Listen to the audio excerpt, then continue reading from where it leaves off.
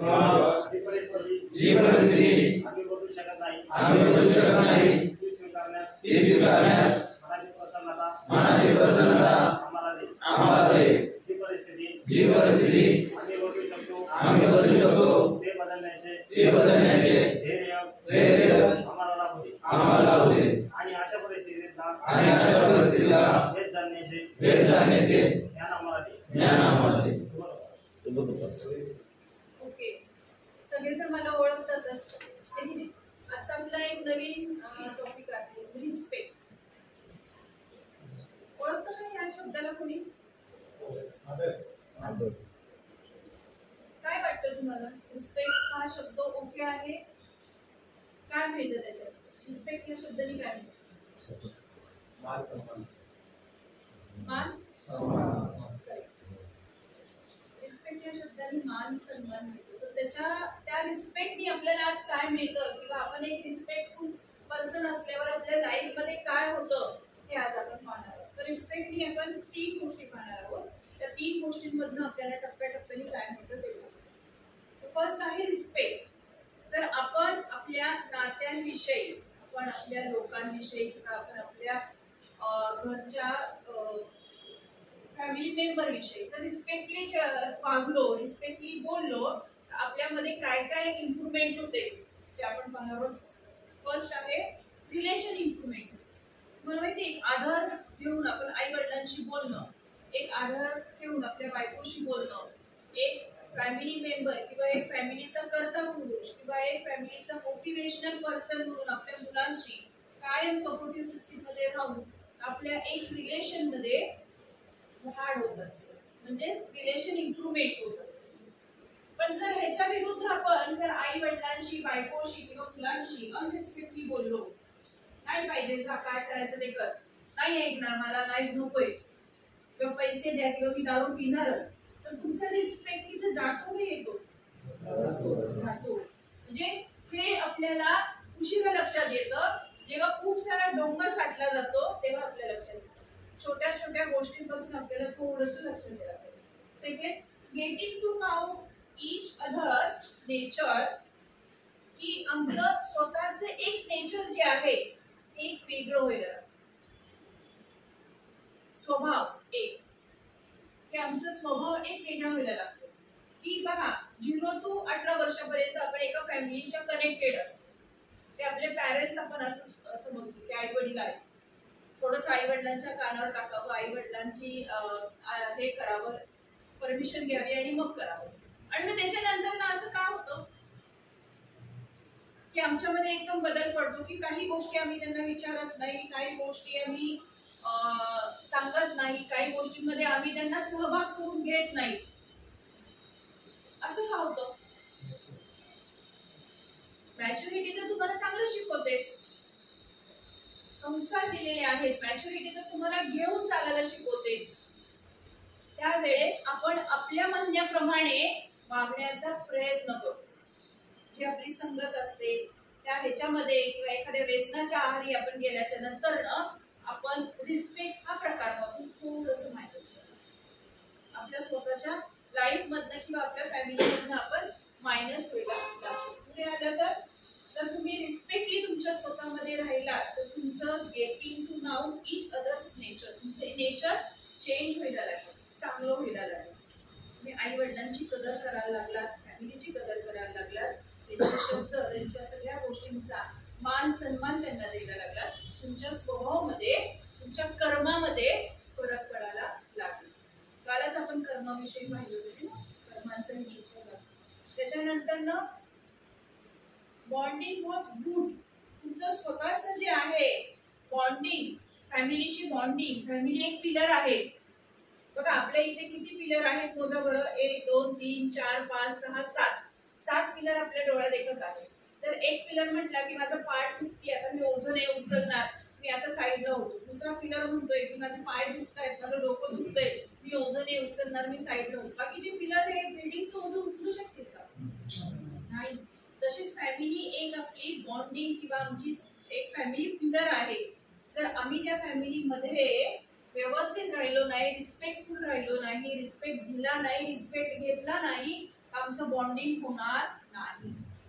Life मध्ये जीवन जगताना bonding, communication या सगळ्या गोष्टी खूप महत्त्वाच्या आहेत, जिथे आम्ही एकमेकांशी संवाद साधणं, एकमेकांना होणारा त्रास याच्यावर पर्याय काढणं हे खूप महत्त्वाचं आहे. आणि जिथे तुमचा रिस्पेक्ट वाढतोय, जिथे तुमचा स्वतःच्या फॅमिलीमध्ये तुमचं मान सन्मान मिळतोय, तिथे तुमचं स्वतःचं बॉन्डिंग, फॅमिलीशी बॉन्डिंग होणार आहे खूप चांगलं असतं.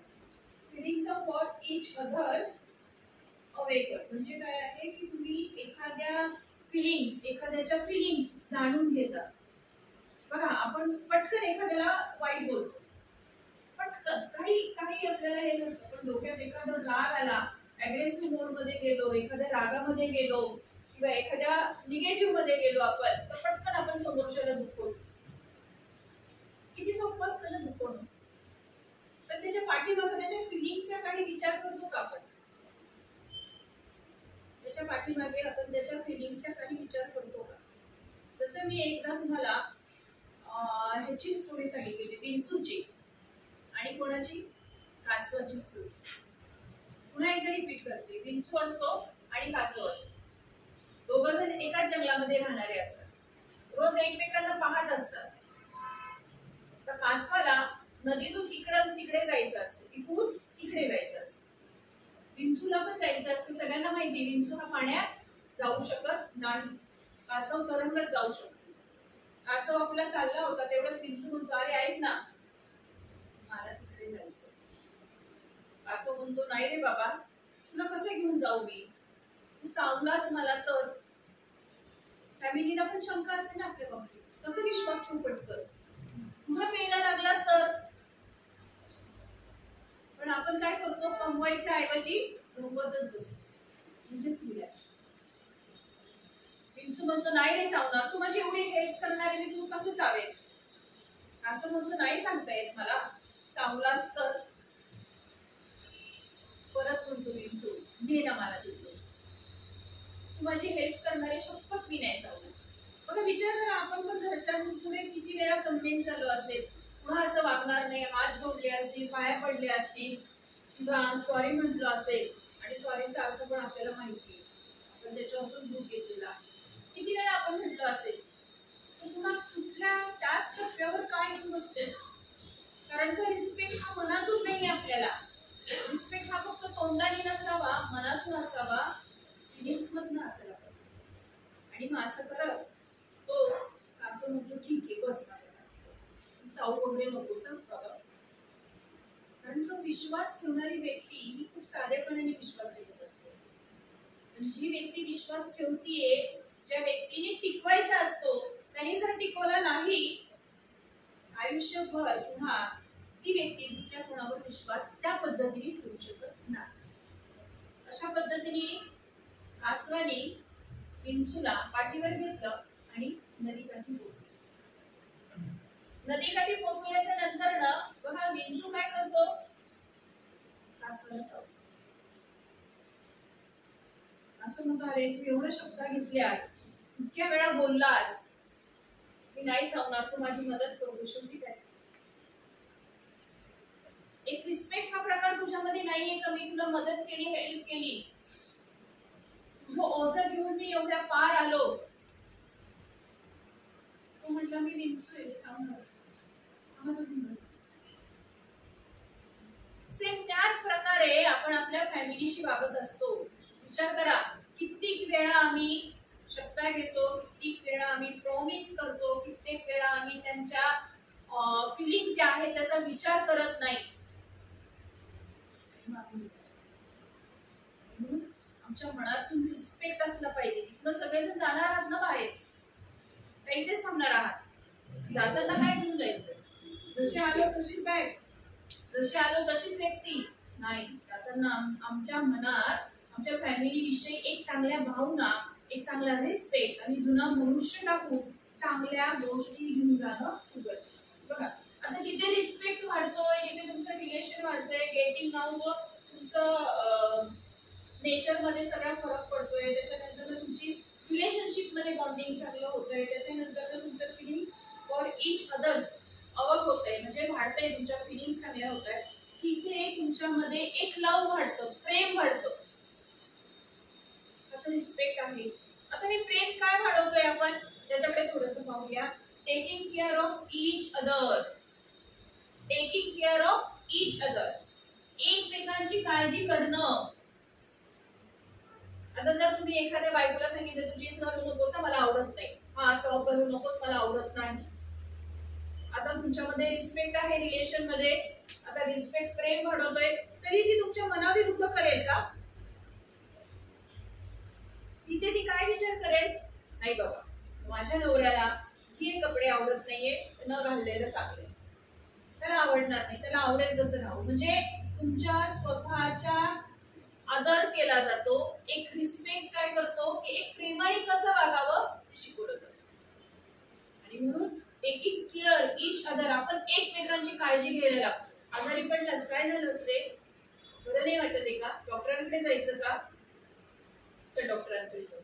आई वडिलांना आपण विचारतो का शांत बसलीस, बोलत का नाहीये, बरं वाटत नाहीये का, काही झालंय का. हे एकमेकांचं केअरिंग करतो. आपण आहोत का एवढं केअरिंग? घरामध्ये केअरिंग पर्सन आहोत का? नाही. कारण का जिथे रिस्पेक्ट हा प्रकारच नाहीये तिथे प्रेम खूप नाही येणार, आणि जिथे प्रेम नाहीये तिथे केअरिंग खूप नाही. पुढे आता बघा, प्रेम एक काय वाढतो, तुमचं कम्युनिकेशन इन्क्रीज करतं. तुमचं बोलणं, कम्युनिकेशन, प्रत्येक गोष्ट आपल्याला वाटतं की नाही माझ्या फॅमिली पिलर मध्ये माझे आई वडील सपोर्टिव्ह सिस्टीम आहेत, ते व्यवस्थित मला गाईड करतील, मोटिवेट करेल. एक बायको चांगली मोटिवेट करते मला, आणि म्हणून आम्ही तिथे कम्युनिकेशन वाढवतो. आज आमचं कम्युनिकेशन कुठे आहे? आमच्या फॅमिलीत आहे? नाही. आमचं कम्युनिकेशन एका अल्कोहोल मध्ये आहे, व्यसनामध्ये आहे, आणि म्हणून आम्ही त्याच पॉइंटवर आहोत अजून पण.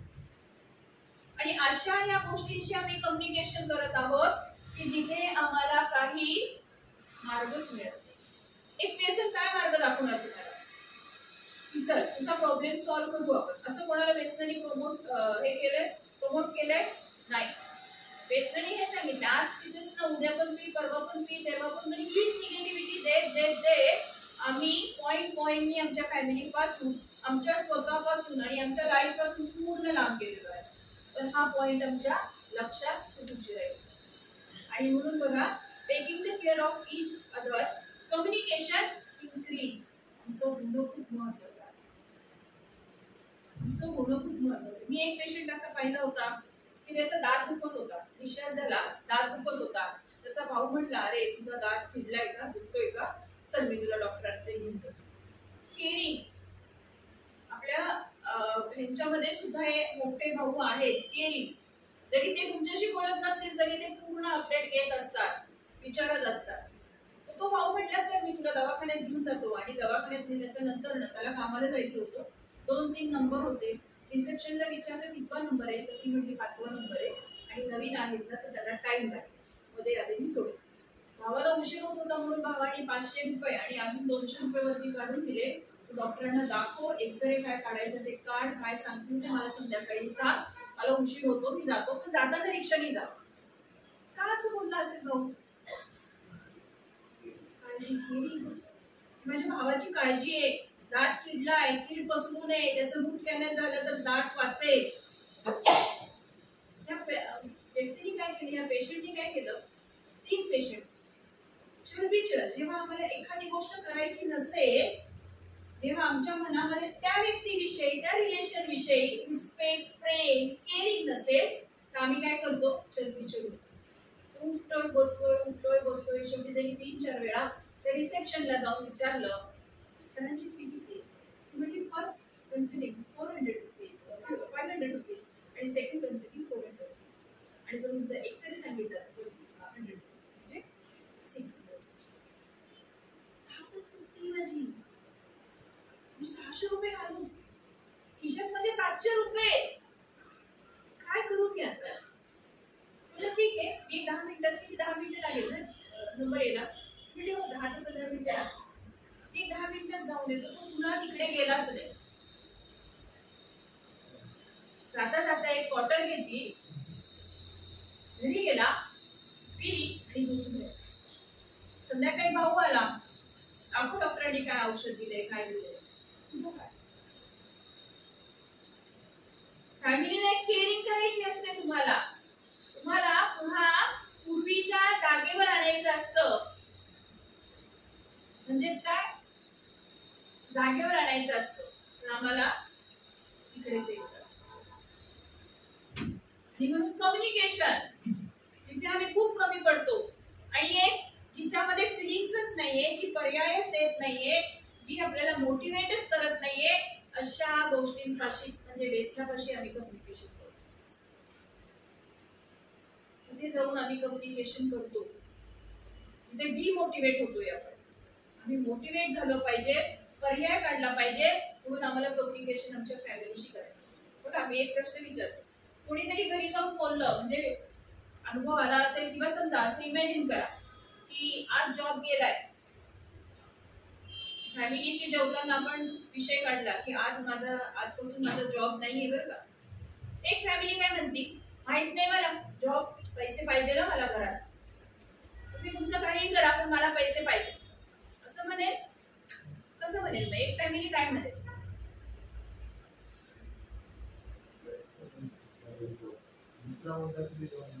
दुसरा कुठला तरी अजून विजय,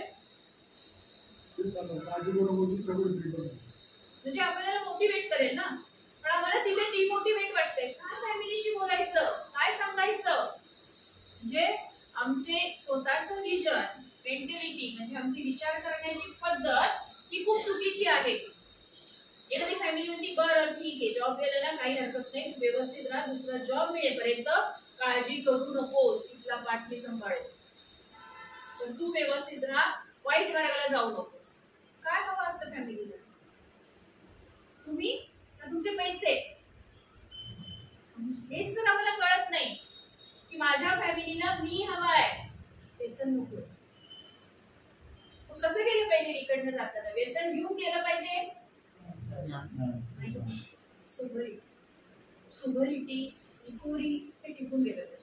पुढे आल्याच्या नंतर understanding the values of the relationship समजायला लागतं. जर तुम्हाला भावाचं प्रेम, बहिणीचं प्रेम, आईचं प्रेम, बायकोचं प्रेम, मुलांचं प्रेम केलं तर त्या रिलेशनशिप मधलं तुम्हाला व्हॅल्यूज कळायला लागते की हे काही सारखं का म्हणतीये, का रागवतीये, बायको चिडचिड का करतीये, का सारखी माहेरी जातीये, का सारखी मला धमकी देतीये. म्हणजे कुठेतरी मी ह्या रिलेशनशिप मध्ये, ह्या प्रेमामध्ये मी कमी पडतोय. तिच्या अपेक्षा ज्या आहेत, तिला ज्या काही गोष्टी पाहिजे आहेत किंवा जे काही विजनने ती इथे आलेली आहे, ज्या अपेक्षा घेऊन, स्वप्न घेऊन आलेली आहेत, कुठेतरी ते मिसिंग होत आहे. ह्या गोष्टी आपल्या लक्षात आल्या पाहिजे, पण ते आमच्या लक्षात येत नाही. आणि म्हणून understanding the values of the relationship आम्ही त्याच्यापासून बाहेर पडतो. एक व्हॅल्यू कळली पाहिजे आपली, आपल्या लाईफची, आपल्या स्वतःची, आपल्या फॅमिलीची. एक मुलं म्हणून आमच्याकडे काय म्हणून येते, किंवा एक मुलांना तुम्ही गाईड काय करताल, आफ्टर 10 तुम्ही गाईड काय करताल, तुझी हिस्ट्री चांगली आहे तर तू इकडे जा, तुझं सायन्स चांगलं आहे तर तू सायन्सला ऍडमिशन घे.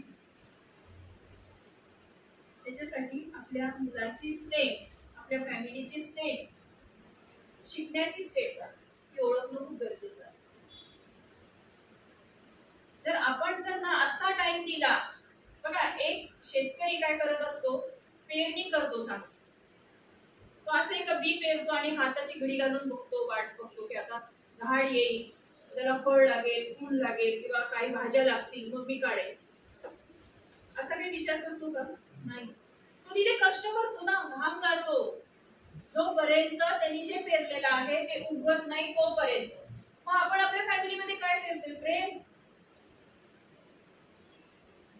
कशी मुलं रिस्पेक्ट देतील, कसं तुमचं नातं रिस्पेक्ट देईल, कशी व्हॅल्यू ठेवतील तुमची, जर तुम्ही तिथे त्या रिलेशनशिप मध्ये तुम्ही रिस्पेक्ट हा प्रकार पेरत नाहीये, तुम्ही तुमच्या मुलांच्या देखत जर आई वडिलांशी वाईट शब्दांनी बोलत आहे, ओरडून बोलत आहे, शिवीगाळ करत आहे, तर हे मुलं पुढे जाऊन तुमचा रिस्पेक्ट करू शकतील, तुमची व्हॅल्यू ठेवू शकतील. त्याचा कधी विचार केलाय? म्हणजे मी पेरतोय काय, तो शेतकरी तरी बी पेरतोय, पण मी ऍक्च्युअली पेरतोय काय माझ्या रिलेशनशिप मध्ये. गोष्टी महत्त्वाच्या आहेत बघा. एक रिस्पेक्ट आपल्याला रिलेशनशिप विषयी काय शिकतो. थर्ड आहे ट्रस्ट, विश्वास. एक विश्वास कसा ठेवायला पाहिजे. एका बायकोने एका नवऱ्यावर विश्वास कसा ठेवायला पाहिजे.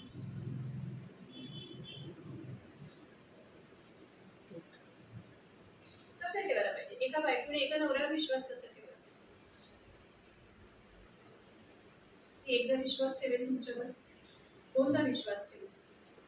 तर दोनदा तुम्ही गमवला तर ठीक आहे. जर तुम्ही तिचा विश्वास गमवला तर ती तुम्हाला विश्वास म्हणून पाहिल का. बघा, लाईफ जगण्यासाठी रिस्पेक्ट, प्रेम आणि ट्रस्ट हे तीन पिलर, त्रिकोण हे खूप महत्त्वाचे आहेत. एक विश्वासू मी तिचा नवरा आहे किंवा एक विश्वासू मी त्याचे पॅरेंट्स आहेत त्या मुलांचे किंवा एक विश्वासू मी त्या घरातला मुलगा आहे हे तुम्ही स्वतःला मानता. पहिले विश्वास आपल्यामध्ये कमवायला शिका. परवाच्याच ग्रुपमध्ये तुम्हाला सांगितलं की पहिले विश्वास आपल्यामध्ये कमवायला शिका. जिथे आपण चुकी करतो, काल आपलं कशावर झालंय बोलणं, आपण इग्नोर करतो, आपण चुकीचा मागून घेऊन बसतो, आपण त्या चुकीवर ऍक्शन घेत नाहीये आणि म्हणून आमच्याकडनं ट्रस्ट, विश्वास हा गमवला जातो. विश्वास हा आमच्यामधनं गमवला जातो आणि म्हणून विश्वास कमवण्यासाठी आम्हाला एफर्ट्स टाकावे लागतात. आता तुम्ही डिस्चार्ज होऊन जाताल घरी, डिस्चार्ज होऊन जाताल, फॅमिली होप्स ठेवेल तुमच्यावर, विश्वास ठेवेल की अरे बापरे आज माझा नवरा येईल, मुलगा येईल, व्यसनमुक्त राहील. एक विश्वास करून ते तुमच्याकडे पाहतील. तुम्ही काय म्हणून पाहतात. त्यांचा विश्वास टिकवायचा आहे, गमवायचा आहे. टिकवायचा. टिकवण्यासाठी तुम्हाला एफर्ट्स टाकावे लागतील, कष्ट करावे लागतील, पॉझिटिव्ह एनर्जी ठेवावी लागेल, पॉझिटिव्ह विजन घेऊन जावं लागेल. एखाद्या मित्राने फोन केला, एखाद्या मैत्रिणीने फोन केला किंवा एखाद्या कोणी बॉसने फोन केला की नाही आपण आज बसूया, तिथे तुमचं रिलेशन, विश्वास सगळंच गेलं. बसल्यात की गेलं. विश्वास कमवावा लागत नाही किंवा विश्वास परचेसिंग करावं लागत नाही, त्याच्यामध्ये एफर्ट्स टाकावे लागतात. नाही, आज माझ्या फॅमिलीने विश्वासाने या सगळ्या गोष्टी प्रोव्हाइड केलेल्या आहेत आणि विश्वासाने रिलेशन टिकलेलं आहे. आता मला तोडायचं काम करायचं नाहीये, जोडायचं काम करायचं. इतके वर्ष मी तोडायचंच काम केलंय, आता मला जोडायचं काम करायचं. तेव्हाच तुमच्या स्वतःमध्ये इम्प्रूव्हमेंट काय होईल. प्रोग्रेस इन ट्रस्ट, विश्वास. प्रोग्रेस इन ट्रस्ट, विश्वास. असाही मी एक पेशंट पाहिलेला आहे. एका रिहाबमधनं डिस्चार्ज झालेला आहे. डिस्चार्ज झाल्याच्या नंतर म्हणजे त्याची पोरं बाहेर फॉरेन कंट्रीमध्ये होते आणि पोरं आल्यामुळे म्हणजे पप्पांनी घेऊन येतो, त्यांची बायको आली, ड्रायव्हर आला. आता बघा विश्वास किती असायला पाहिजे की फॉरेन कंट्रीमधनं मुलं जेव्हा वीकेंडला येत आहेत, मुलांना पप्पा हवे आहे, आपण एक एक्स आर्मी आहोत आणि बायको आपल्याला घ्यायला येते. असंच काउन्सिलिंग संपलं, ग्रुप चालू होतं. डिस्चार्ज मी म्हटलं त्यांना की कदाचित त्यांना टाइम लागेल, पण आपण फोर्स नाही करू शकत कोणाला की नाही की ठेवा किंवा अजून ठेवा, हे कराच तुम्ही. तर फॅमिली म्हटली नाही मला घेऊन जायचं आहे, यू डिसाईड, मी डिसाईड. सांगायचं काम आपण शक्यतो करतो आणि तसं काम केल्याच्या नंतर ना त्यांच्या बायकोनी सगळ्या फॉर्मॅलिटीज पूर्ण करून त्यांना नेलं आणि जर कात्रज मधनं बालाजीनगर पर्यंत आले तर ड्रायव्हरला म्हटले की साईडला घे ना जरा गाडी, राईट साईडला. म्हणते का काय आपल्याला तर सरळ जायचंय. नाही, आता चांगल्या नवीन जीवनाला सुरुवात करतोय, त्यांची उधारी त्याची द्यायची, मला थोडीफार देऊन टाक. एक बायको ट्रस्ट ठेवतीये नवऱ्यावर, विश्वास ठेवतीये, स्वप्न बघतीये की आता हा व्यसन मुक्त राहणार आहे, आमचे दिवस आता आनंदाचे येणार आहे, माझा नवरा आता माझ्या लाईफ मध्ये आनंद देणार आहे. आणि मग गाडी साईडला घेतल्याच्या नंतर ड्रायव्हर बघतोय, ड्रायव्हर म्हणला मॅडम सर आहेत ना, इकडे जाण्याच्या ऐवजी इकडे डाव्या हाताला गेले. म्हणजे बघ बरं जाऊन काय करताय. सर बारमध्ये गेले. आता जो पुन्हा बायको म्हटली बरं ठीक आहे जाऊ दे त्यांना बारमध्ये, तू काहीच बोलू नकोस, जिथनं गाडी आणली होती तिथंच न्यायचंय परत. आणि मग ते शेजारी बसलेले, जे बायकोचे शेजारी बसले होते पुढे ड्रायव्हरच्या, शेजारच्या आता बोनस घेतला असेल तरी थोडासा आणि 5 पुन्हा ड्रायव्हरनी युटर्न मारली ते विचारतात आता युटर्न का मारली असं आपल्याला सरळ जायचं ती बिल्डिंग आहे थोडीशी फॉर्मॅलिटीज होऊन आलेला सही नाहीये ती बघून आपल्याला पुन्हा जायचं गेट पाशी आल्याच्या नंतर रजा म्हटली सही करून ये त्याला डाऊट आला की अरे सही माझी मी केली ना नाही वेगळ्या फॉर्मवर सही एक विश्वास किती पटकन गमवतो ना आपण पण तोच विश्वास कमवायला तुम्हाला किती किती किती कष्ट करावे लागतात पण इझिली आपण आणि जेव्हा तुम्ही विश्वासू एक व्यक्ती म्हणून जगता तेव्हा तुमच्या लाईफ मध्ये प्रोग्रेसिव्ह ट्रस्ट विश्वास तोच व्यक्ती जर घरी गेला असता मुलांबरोबर राहिला असता बायकोला व्यवस्थित छान मोटिवेट केलं असतं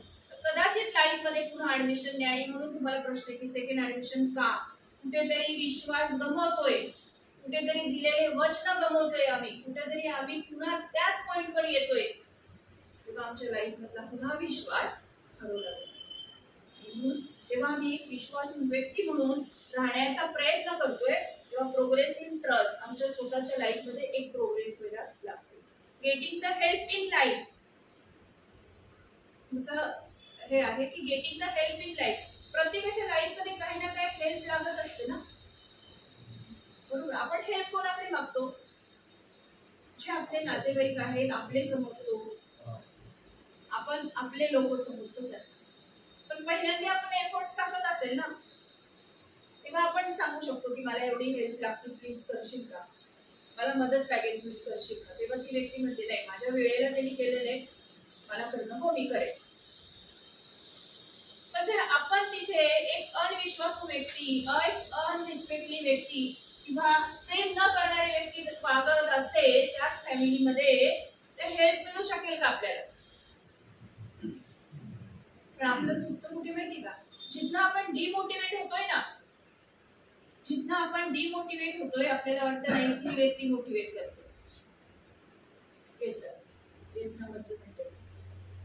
आणि ती आमच्यासाठी गॉड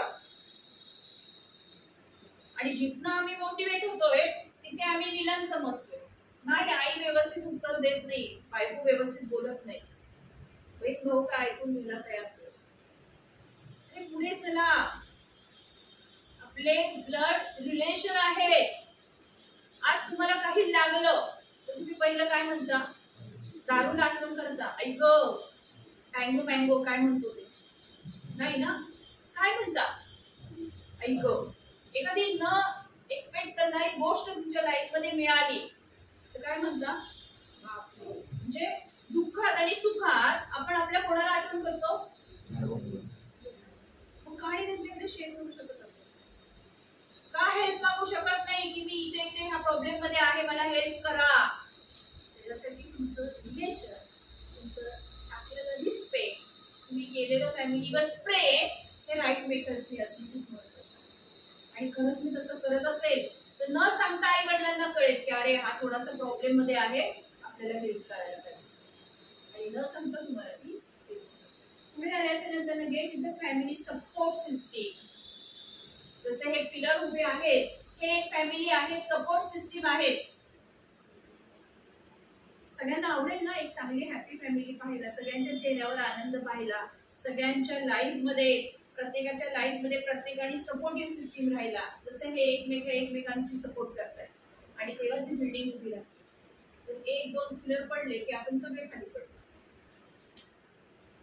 तसंच आमच्या फॅमिलीमध्ये सुद्धा सपोर्टिव्ह सिस्टीम आम्हाला असणं खूप महत्वाचं आहे जसं विश्वास आम्हाला कशाची प्रेरणा करायची विश्वासाची आम्ही करतो आणि म्हणून लाईफ मध्ये जगत असणार ट्रायंगल मध्ये रिस्पेक्टच्या खाली येते तुमचं रिलेशनशिपच्या खाली येते तुमचं लव तुम्ही काय मेथड्सनी प्रेम करतोय आपल्या रिलेशनवर आणि त्याच्यानंतर येते ट्रस्ट ह्या 3 गोष्टी तुमच्या लाईफ मध्ये खूप महत्वाच्या आहेत त्याच्यापेक्षा महत्वाचं आहे रिस्पेक्ट एक आमच्या नात्या संबंधांविषयी एक रिस्पेक्ट असला पाहिजे अनरिस्पेक्टली वागू नका आपल्या फॅमिलीला आपल्या नातेसंबंधाला पटकन आपण शिवीगाळ करतो पटकन आपण बोलतो वाईट बोलतो त्याचे परिणाम त्यांचं मन दुखवलं एक रिलेशन सांगितलं एक रिलेशन कसं म्हणतं, आपलं रिलेशन आणि रिलेशन हा ग्रुप झाला. एक रिलेशन कसं म्हणतं, एक मोहरीचा दाणा असतो आपला, एक जीव म्हणजे एक मोहरीचा दाणा असतो आणि तो मोहरीचा दाणा डे 1 ला आईच्या पोटात असतो. म्हणजे जगात यायच्या 9 महिने आधी आपलं रिलेशन आईशी बांधलं गेलेलं असतं, वडिलांशी बांधलं गेलेलं असतं. पण किती इझिली आपण बोलतो ना, किती इझिली आपण बोलतो ना. जगात आता डेट ऑफ बर्थ आपला 1 जानेवारी आहे, पण त्याच्या आधी 9 महिने आपण आईच्या पोटात होतो. पण किती इझिली बोलतो ना, ही शब्द किती वाईट बोलतो आपण. पण आई कधी बोलते का तुम्हाला? कधी बोलतात का? तुमच्या प्रत्येक गोष्टीला ते सहन करत असतात आणि शेवटच्या क्षणापर्यंत ते सपोर्ट करत असतात. जसं लास्ट सत्र सपोर्ट नाही, हा बाहेर आला ना त्यामध्ये आम्हाला काही नको, फक्त हा बाहेर आला पाहिजे, या व्यसनातून बाहेर आला पाहिजे, या व्यसनातून बाहेर आला. हीच तुमची अपेक्षा. म्हणजे ते नाते संबंधांमधला, रिलेशन मधला रिस्पेक्ट, प्रेम आणि ट्रस्ट या तिन्ही गोष्टींवर विश्वास ठेवतो. आपण रिस्पेक्ट हरवतो, नाते संबंधांना विसरतो, प्रेम हा प्रकारच नाही आणि ट्रस्ट त्याच्या पलीकडे. म्हणून नाते संबंध जिथे आपण जोडतोय रिस्पेक्टफुल राहा, शब्द चांगले वापरा, विश्वासू राहा, विश्वास तोडायचा प्रयत्न करू नका, शक्यतो जोडायचा प्रयत्न करा. आजपर्यंत आपण तोडलेलाच आहे. आणि एक प्रेम करणारी व्यक्ती फॅमिलीमध्ये राहा, जेणेकरून तुमच्यामध्ये चांगली सपोर्टिव्ह सिस्टीम तयार होईल. ठीक आहे. ग्रुप रिलेटेड काही कोणाला प्रश्न आहेत का? ग्रुप समजलाय? मेरी काही प्रश्न आहेत? म्हणजे मग पुन्हा तुम्ही हे होणार नाही, रिलॅक्स होणार नाही. एक मिनिट धरू का? काही इकडचं घ्या सोडून पलीकडच्या घ्यामध्ये भेटतात. मॅडम सगळीकडे जातात, इकडे नाही, आता तिकडे जाऊ, मग पलीकडे जाऊ, असं काही आहे? लास्ट आणि फर्स्ट ऍडमिशन पास, लास्ट आणि फर्स्ट. आमच्या स्वतःवरचा विश्वास वाढवायचा आहे आणि दुसरी गोष्ट आमचे पेशन्स, स्टेबिलिटी ही खूप महत्वाची आहे. पेशन्स, ज्याचे पेशन्स देत असतात म्हणजे तो स्वतःवर स्वतःचा विश्वास ठेवू शकत नाही किंवा डायजेस्ट करू शकत नाही, ही व्यक्ती पटकन कोलॅप्स होते, म्हणजेच रिलॅप्स होते, पटकन रिलॅप्स होते. म्हणून आम्हाला या दोन्ही गोष्टी व्हायच्या नाही. जसं आपण इन्व्हेस्टिगेशन मध्ये पाहिलेलं आहे की आपण चालतोय, एखादं टेन्शनचं ओझं घेऊन चालतोय, आणि ओझं घेऊन चालत असताना विचार करतोय, अरे हे घरात जाऊ का, ह्या घरात काय मानसिक आजार आहे, नको, सगळे वेळोवेळी म्हणतील आपल्याला.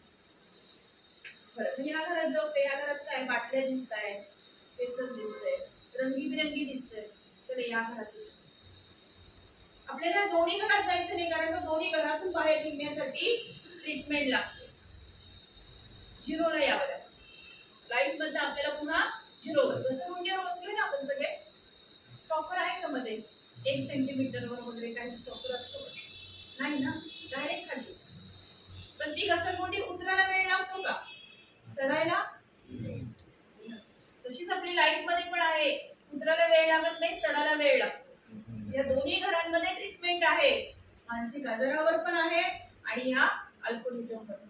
आणि म्हणून आम्हाला आमची लाईफ स्टेबल करायची, पेशन्स ठेवायचे आहे की आम्हाला इथेही झुकायचं नाहीये, तिकडेही झुकायचं. आणि स्टेबिलिटी कोणाकडे असते, ज्याच्याकडे फाईट करण्याची क्षमता असते, आलेल्या प्रसंगावर फाईट करण्याची ज्याच्याकडे पॉवर असते, जो फाईट करू शकतो, जो डायजेस्ट करू शकतो प्रॉब्लेमला, तोच त्याच्यातल्या आजारात